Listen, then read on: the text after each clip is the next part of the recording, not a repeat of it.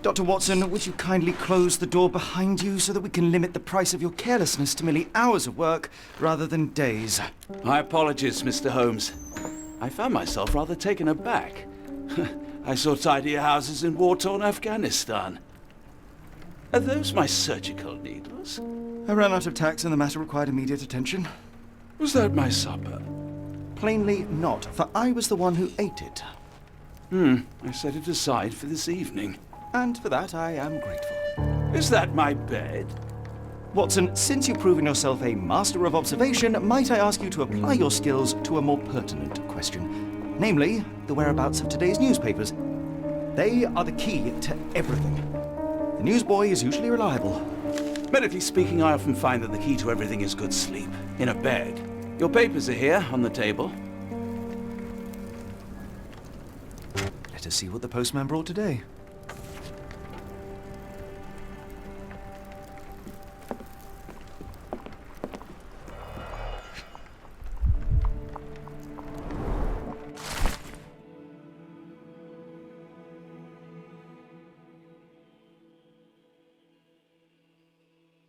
Local gossip, all of it uninteresting.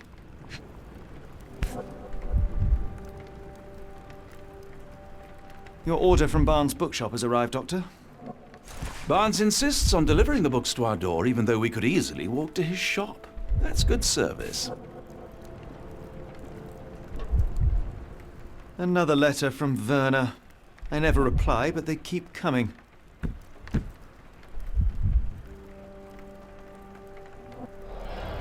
I don't see the Strand. Where is it? Pardon me? I am on the precipice of uncovering a pattern of crime across London spanning many months and involving many men. The missing paper cannot be a coincidence. That's preposterous. My dear fellow, life is infinitely stranger than anything which the mind of man can invent. Well, life used your newspaper to wipe its posterior, so after that unpleasant discovery this morning, I disposed of it. But in lieu of the Strand, perhaps I can deliver you something equally tantalizing. I have just returned from a patient of mine, Captain Stemwick, who... No, that will not do. Grab your coat, Dr. Watson. Let us hope nobody has collected the dustbin.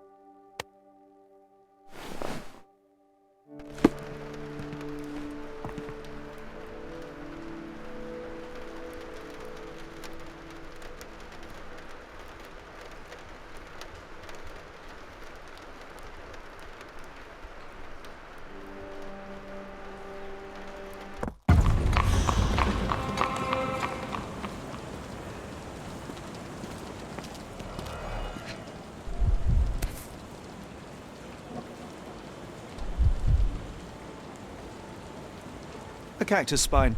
If it gets in your skin, it's awfully tricky to remove, and when laced with poison, the perfect assassination tool.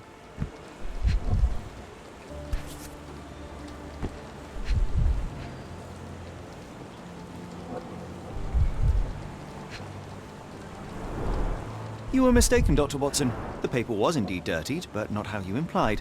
It's potting soil. See, Watson? The conspiracy is real. Someone tried to poison me. Poison? You? That's madness. Get the Strand! Get your copy of the Strand here! Sorry, Mr. Holmes. I just sold my last paper. Blast. Then why are you still here? Boss pays by the hour. No sense in returning early. You're a bright child. I presume you see everything that goes on around here? Nothing gets past me, mister. Then tell me, did you notice anyone suspicious at my door this morning? Like the man with your newspaper? Precisely. What do you know? I know the value of a shilling. Dr. Watson, Cool, now I can take the day off. can you describe the man you saw? He was carrying a lot of books. Up to his chin they were. Never heard of a well-read assassin. Looks can deceive, hence the appeal of disguises. Did you see what he was up to? Nah, not really. I saw him approaching your house, but I had a customer. Then there's a loud bang. I ducked down. Not 'cause I was scared, 'cause I wasn't. I had to protect the merchandise. And all I could see was him kneeling at your door. Which way did he go? Not sure.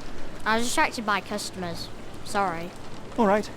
You earned your shilling. That'll be all. Thanks, Mr. Holmes. Maybe I could be your eyes and ears, if you have more shillings.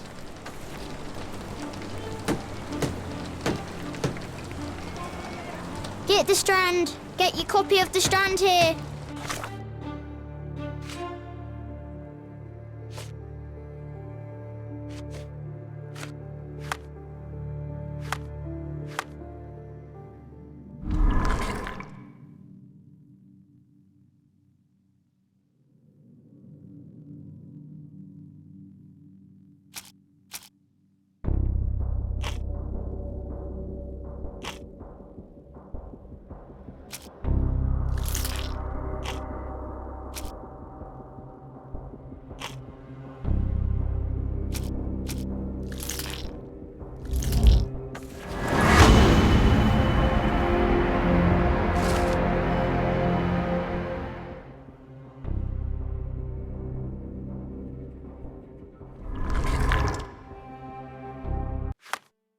Come now, Mr. Holmes. Murder?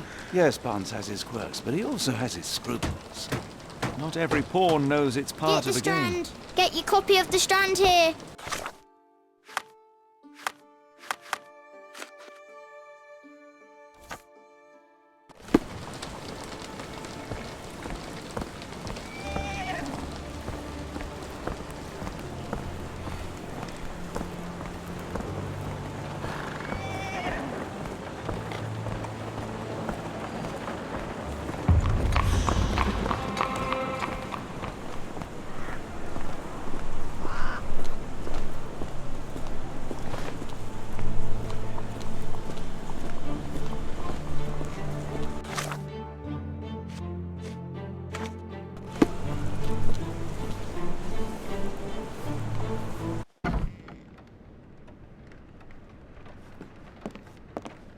Do you even have enemies that would want to kill you?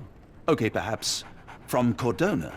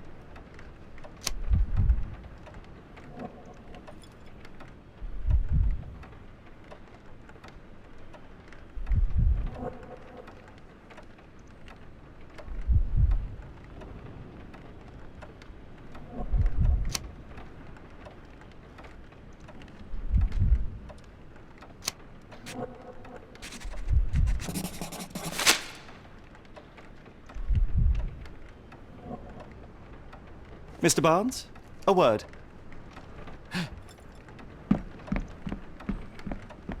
Oh, for goodness sake.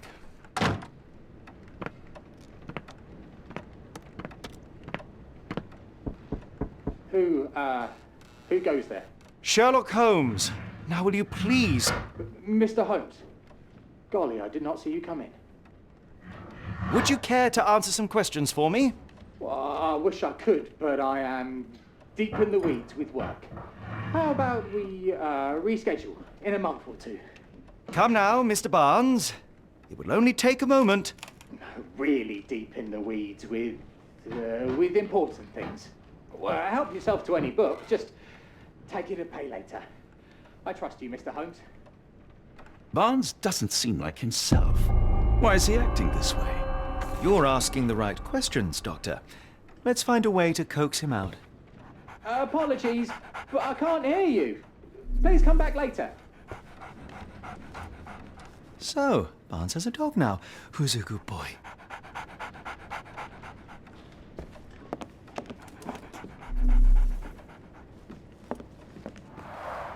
The ladder is broken, recently, judging by the freshness of the wood.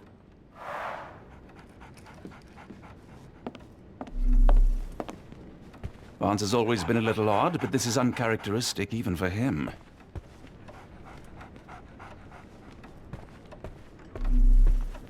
I could hardly imagine anything more macabre.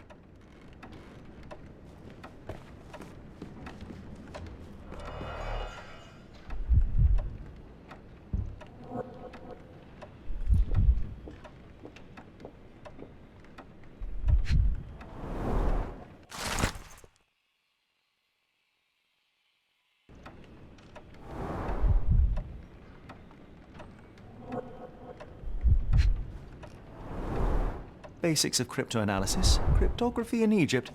It appears Barnes has an interesting hobby.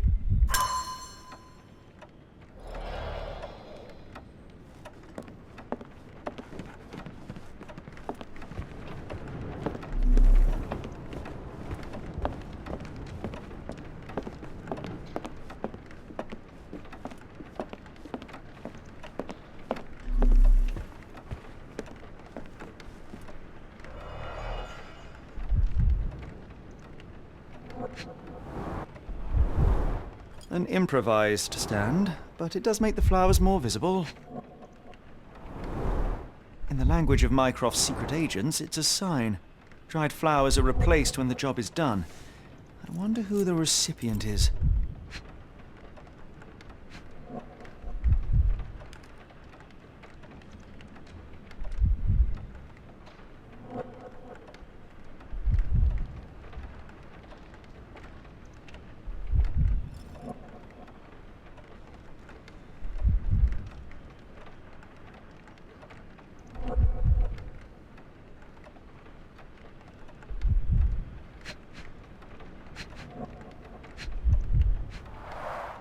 Finest view London has to offer.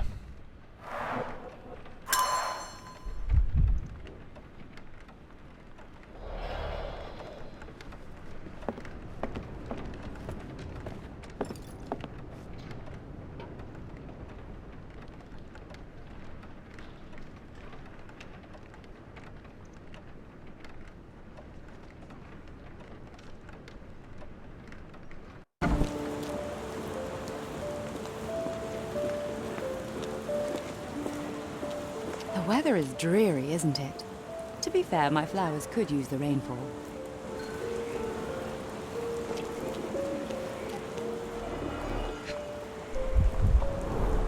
Encouraging people to stop and smell the roses? Our national emblem. God save the Queen. It must take patience and care to produce a bloom so beautiful. I imagine so. I merely sell them. Familiar spine? That's what I found in my dustbin. The pot is damaged. The blow was severe, but softened by something.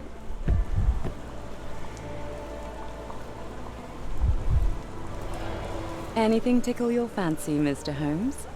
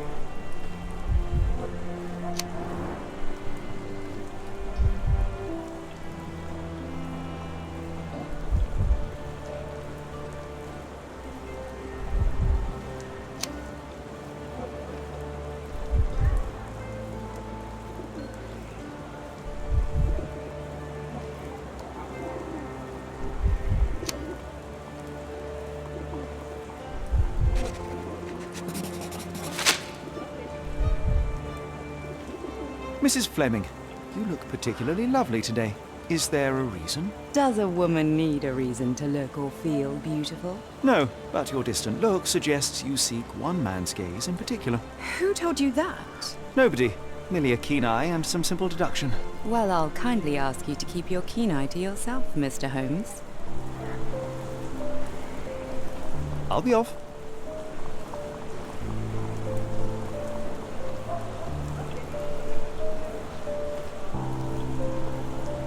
What do you make of the flowers in Barnes' shop window? Well, they could use a bit of water. Do they mean anything to you? Mean anything how? I'm not sure I follow, Mr. Holmes. Why do you think they're there? Are you suggesting the flowers are for me? It seems likely, does it not? Oh, I hope you're right.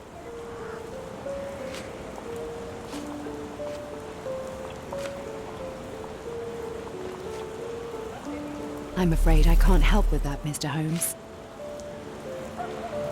I don't know anything about this, sorry.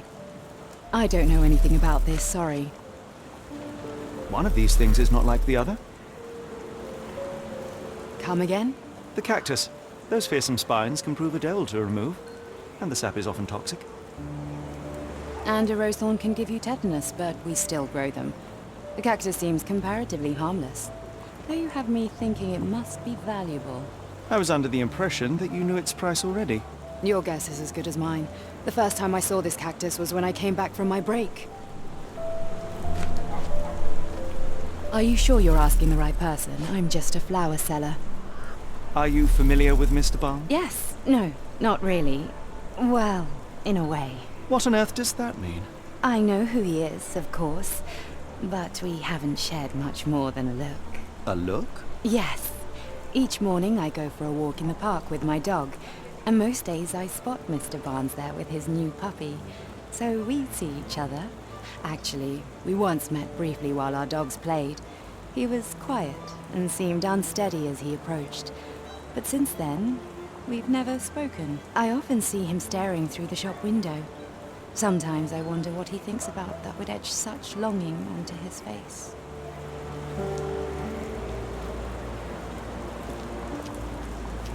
We're looking for a cactus needle in a haystack. A spine in a book stack? No, come on, Watson, think.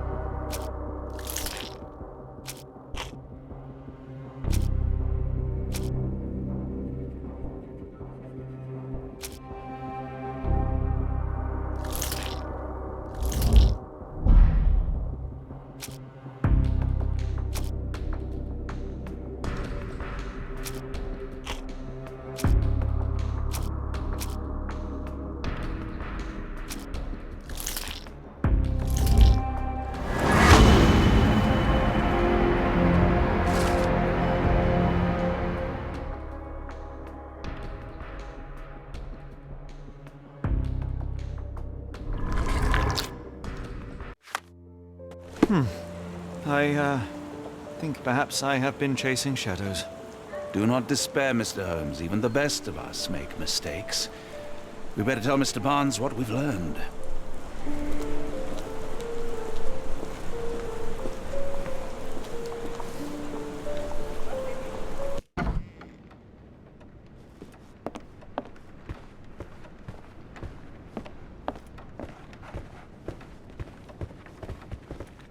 Mr. Barnes, I know what you did, and I know why you did it. I'm sorry, Mr. Holmes. I can't hear you very well from behind the door.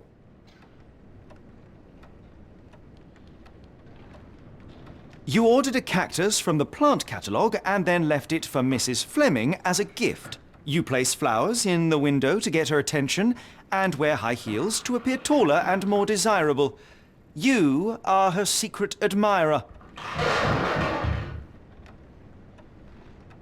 I couldn't read this morning's edition of The Strand because it was covered in soil and spines. I know you dropped a cactus on it and then fled. Barnes, it's Dr. Watson. Rest assured we are not interested in disclosing your personal affairs to anyone, including Mrs. Fleming. Please come out. All right, then.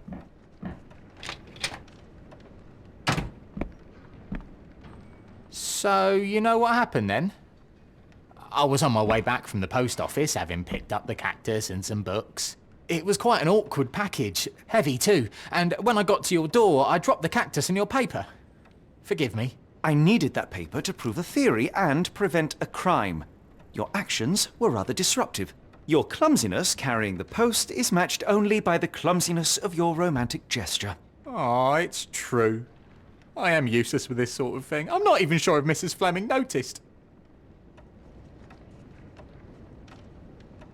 As in most things in life, truth is the answer. Cease with the abstruse signals and anonymous gifts, and simply talk to the woman. What is the worst that can happen? She rejects you, and you are freed from this endless purgatory. Yes, you are correct, of course. I do have a slight tendency to overthink things. Thank you. So at last, we return to the matter of the paper. I'm investigating a string of burglaries. Did you perhaps read of any before the edition was spoiled? I don't recall, but you're welcome to read our copy for yourself. You had an issue of The Strand here all along? Well, naturally. I am a bookseller. I have a subscription to every magazine and newspaper in London. So you ought to be familiar with the concept of burying the lead. Oh no, my apologies, Mr. Holmes. I'll make it up to you however I can. I am an expert on obscure languages and translation and. Yes, okay. Just give me the paper.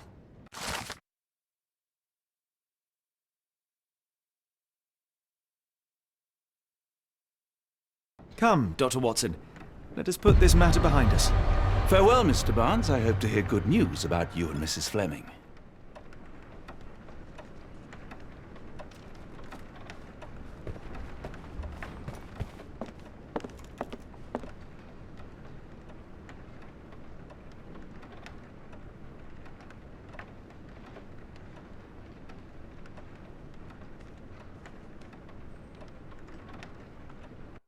Well, that was an utter waste of time.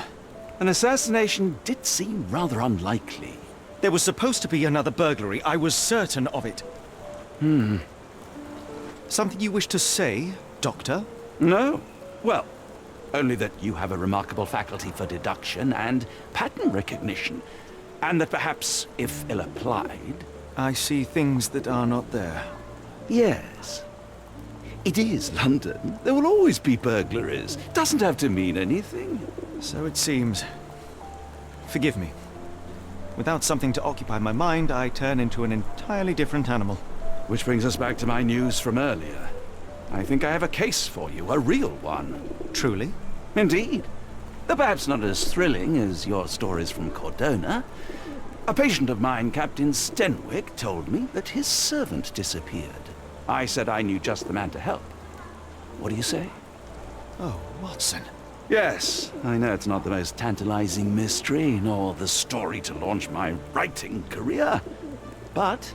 It's brilliant. Let's go. Oh, good. Well, his house is nearby. Come.